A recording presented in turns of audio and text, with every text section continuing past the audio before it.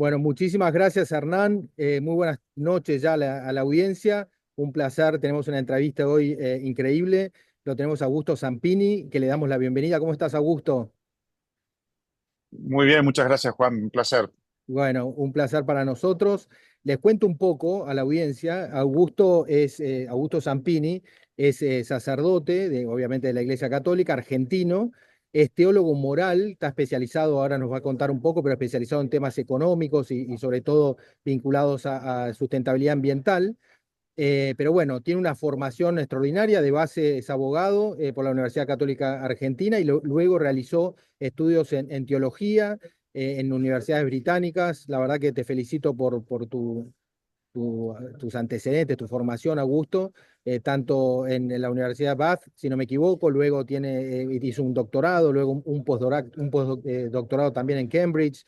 Bueno, así que extraordinaria esa formación y bueno, y después te han tocado cosas muy importantes. Una, trabajo de base, digamos, en la Argentina, muy importante, muy genuino y el contacto directo con la gente. Y también has sido parte en el Vaticano de la Curia Romana, en la estructura en los años de la pandemia, nada menos, y me pareció interesante también el tema de la Amazonia. He leído un par de entrevistas muy buenas, hay otras, pero me parecieron interesantes tanto en el 2020 como creo que hace un par de días que hubo una publicada en La Nación, ¿no? Así que te felicito por eso. Augusto, te doy la bienvenida y lo primero, para que sepas, la idea nuestra es que la audiencia conozca a través tuyo un poco la visión del hombre, de Jorge Bergoglio, también del líder religioso, del Papa Francisco, y bueno, y hablar sobre él, su impronta, su herencia. La verdad que ya pasó, falleció el lunes, no este, sino el pasado, así que hemos cumplido una semana y ha revolucionado un poco al mundo, yo creo que positivamente. No creo que se ha potenciado su mensaje, pero queremos escucharte a vos y después un poco de la geopolítica y de la relación también con la Argentina. Así que adelante, Augusto, y gracias por estar aquí. Muchas gracias a vos, Juan. Em, yo puedo hablar más del Papa Francisco que de Jorge Bergoglio. Por supuesto que no se puede entender uno sin el otro, pero vale la pena, en mi opinión, obviamente, hacer una distinción porque yo creo, vieron cuando Jorge Bergoglio era arzobispo de Buenos Aires, tenía un rostro adusto, serio, bueno, tenía razones para tenerlo, pero cuando lo nombran Papa, el rostro cambia. Empieza a ser una persona sonriente, con mucho más humor, o sea, pero sus responsabilidades aumentaron, o sea que algo ahí ocurrió. Los creyentes creemos que indudablemente es un don del Espíritu Santo, algo le tocó. Uno puede decir, bueno, se liberó, ahora es papa, es el jefe de la Iglesia Católica, y bueno, ahora se siente totalmente, llegó ahí sin ningún condicionamiento, entonces se siente totalmente en misión, ¿no? Encomendado por Dios para hacer lo que él creía que era mejor para el mundo y para la Iglesia. Entonces yo hago esa distinción porque yo experimenté al Papa Francisco ya con esa actitud, mucha responsabilidad, mucha atención en el mundo, con una clara visión a dónde quería ir él en la iglesia y cómo quería ayudar al mundo, pero una persona muy afable, muy amable, con mucho sentido del humor, muy centrada en las personas, por lo menos en mí, y eso es algo a destacar, ¿no? Como vos que te relacionas con muchos líderes, como a veces cuando estamos en posición de liderazgo perdemos noción de las personas, ¿no? A veces la institución nos come las personas. Eso nunca ocurrió con el Papa Francisco.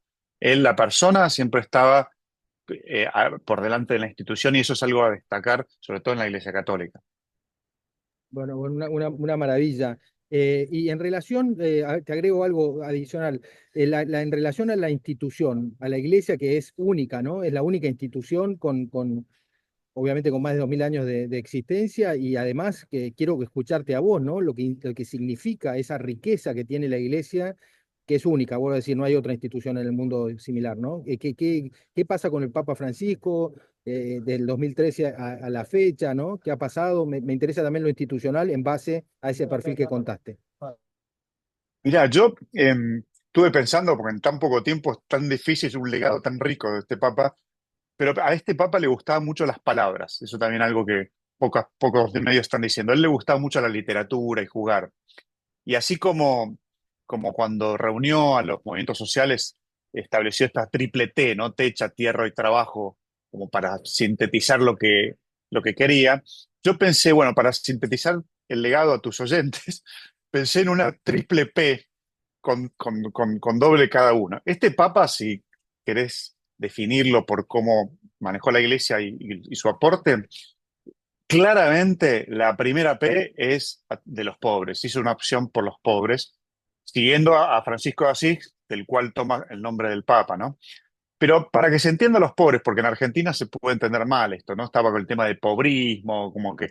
No, no, la opción por los pobres, la de Jesús, la de la Iglesia y la del Papa Francisco, es para que los pobres dejen de ser pobres. O sea, no para que sigan siendo pobres. Es decir, es una opción, es como... y además porque el pobre necesita más cuidado, es como si en una familia uno tiene, mi hermano tiene un hijo down.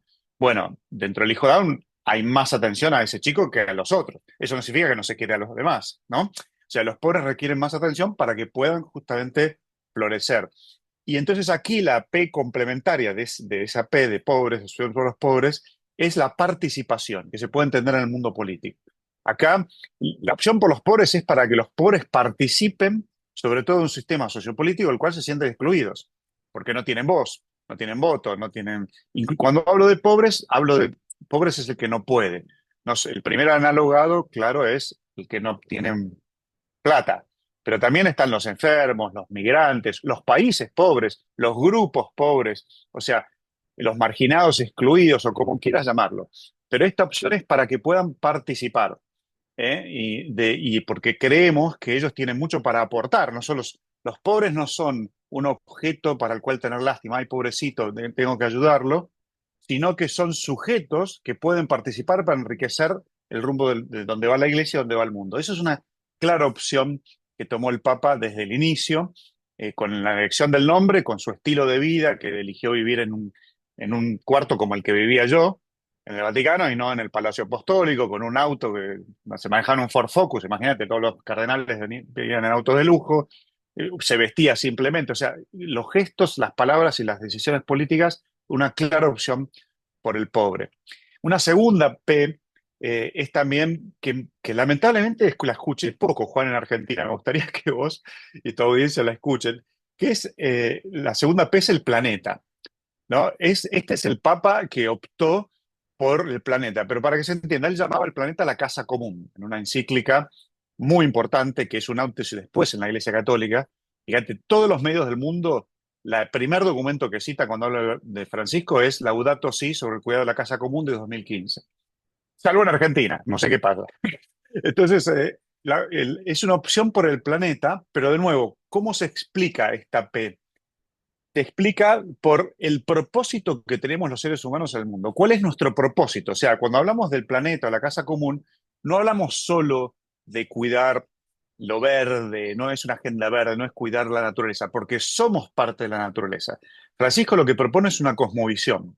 Como tu audiencia es una audiencia que pueden entender, aquí se trata de qué lugar ocupamos como seres humanos en el mundo. Claramente vivimos en la era del antropoceno, donde la especie humana es dominante, pero somos dominantes y estamos destruyendo el planeta como está, ¿no? O somos dominantes y queremos ser parte de un planeta que florezca. Entonces, para eso necesitas una nueva cosmovisión antropológica, que es qué propósito tenemos en el mundo, cuál es el propósito de vida. Si mi propósito de vida solo es maximizar ganancias y reducir riesgos, pues vamos a ir un camino. Si mi propósito es otra cosa, vamos a ir a otro. Y aquí Francisco tiene muchos aliados, la mayoría de los aliados fuera de la iglesia, aliados de como posturas económicas. Si vos escuchás, por ejemplo, Donuts Economics, la economía de la dona de Kate Raworth, que Francisca la cita en un libro, la Laga, Kate ella se considera agnóstica, pero es una total aliada de esta visión, porque ella propone un sistema económico como economista que sea dentro de los límites planetarios y que no deje ninguno que no caiga ninguno en el agujero. O diría, o diría Francisco, la participación de los pobres y junto con el florecimiento del planeta. Esta es la segunda P. Y la tercera P, que también lamentablemente no la escucho tanto, este es el Papa de los procesos. Él es un Papa de los procesos. Él abre procesos de sinodalidad dentro de la iglesia, que es, bueno, un poco sacar el clericalismo y que todos caminemos juntos, ¿no?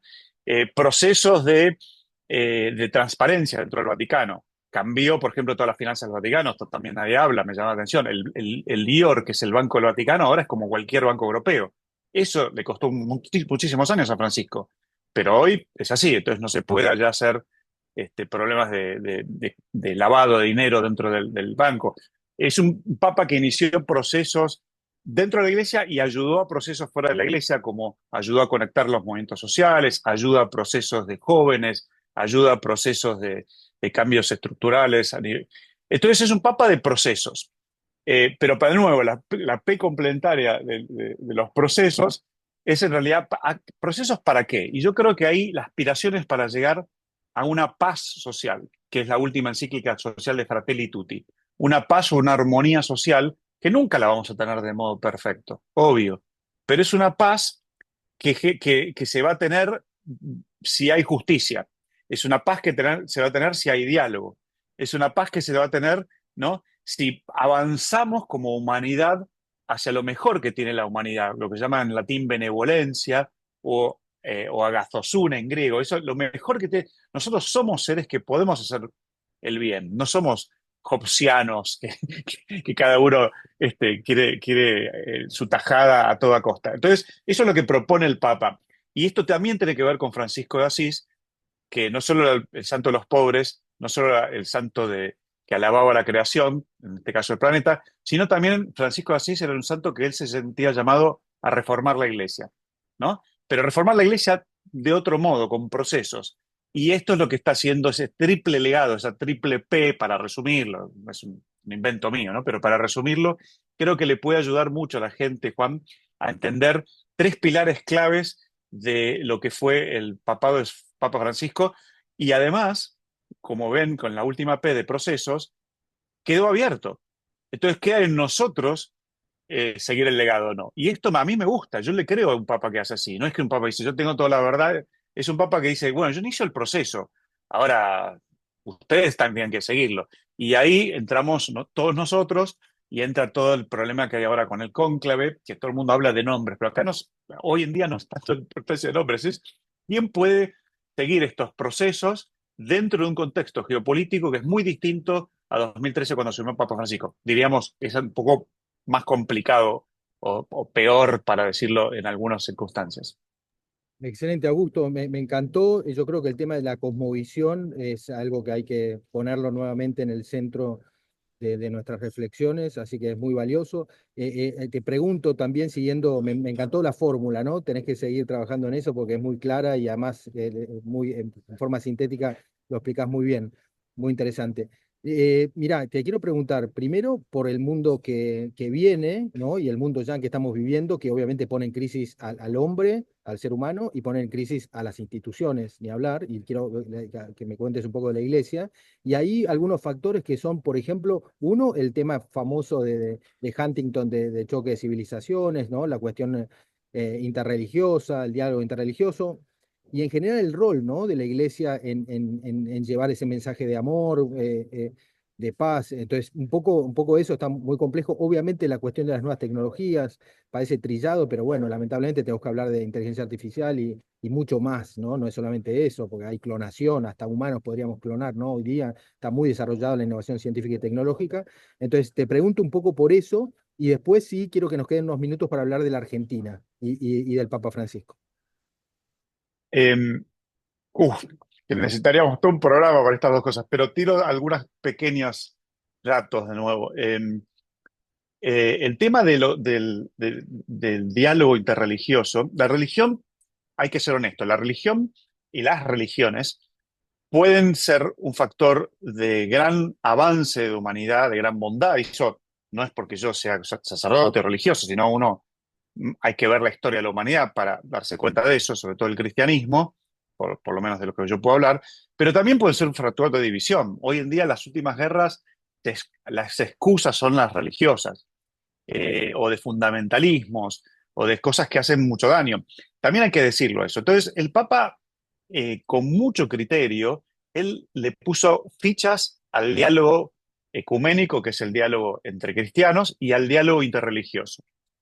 Y esto fue, si bien ya lo había abierto Juan Pablo II, él le dio como una vuelta de tuerca muy importante. Eh, y, y fíjate la repercusión que hay de otras religiones con la muerte del Papa. Es impresionante los lazos que se generaron, pero no solo para rezar bien o para...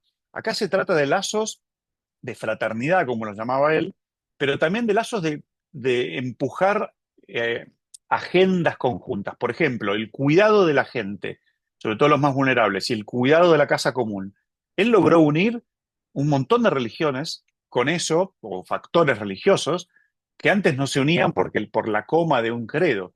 Y acá dice, no, no, las religiones, sobre todo las monoteístas grandes o también las orientales, creemos que los seres humanos podemos, esto es un bien de Dios, podemos cuidar la naturaleza, entonces, o sea, desarrollemos nuestros credos, nuestras catequesis, nuestras enseñanzas en base a esto.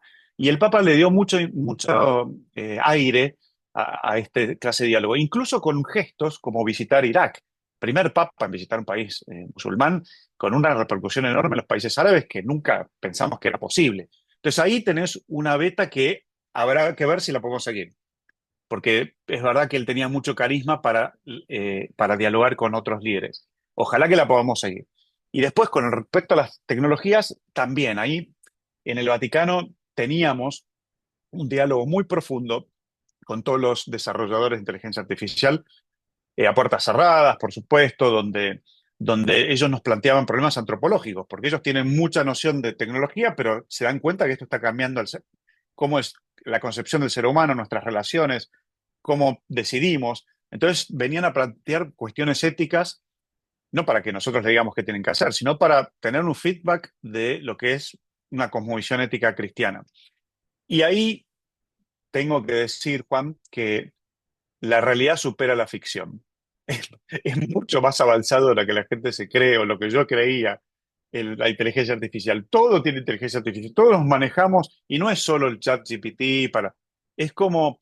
Entonces, esto no es para alertar, ¿no? Nosotros no creemos, esto es malo, pero aquí hay que ser astuto como serpiente y mansos como paloma, dice el Evangelio. Hay que ser muy astutos porque si yo no aplico una inteligencia humana que está basada en una ética profunda, de qué es el ser humano, para qué, bueno, la tecnología me va llevando por un camino. Nosotros creemos que la tecnología ya tiene condimentos éticos dentro, que son los algoritmos. Entonces aquí tenemos que trabajar con los desarrolladores de algoritmos, no una vez que está hecho, porque si no, ya vamos hacia un camino que ya está determinado.